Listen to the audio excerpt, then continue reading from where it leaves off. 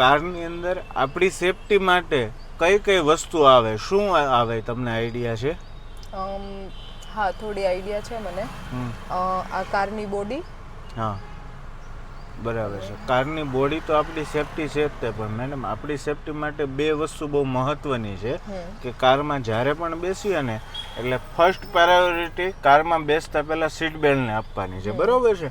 આપણી સેફટી છે madam seat belt, અને બીજા નંબરમાં છે એરબેગ. આ એરબેગ છે ને, આ એરબેગ આપણી સેફટી છે.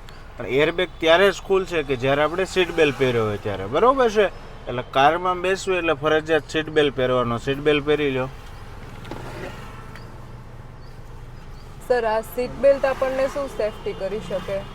સેફટીમાં મેડમ જ્યારે પણ અકસ્માત થાય ત્યારે જોરથી ઝટકો લાગે ને તો આ સીટ બેલ્ટ છે ને આપણું બોડી આ સ્ટેરિંગ અરે અથવા તો કાચ સાથે અથડાવા નહીં દે. જુઓ, આ ધીમે ધીમે આમ બહાર નીકળશે, પણ જ્યાં ઝટકો લાગશે ને તો લોક થઈ જશે. સીટ બેલ્ટ થઈ જાય છે લોક. આવી રીતે લોક થઈ જશે, તમારું બોડી આગળ અથડાવા નહીં દે. ઓકે?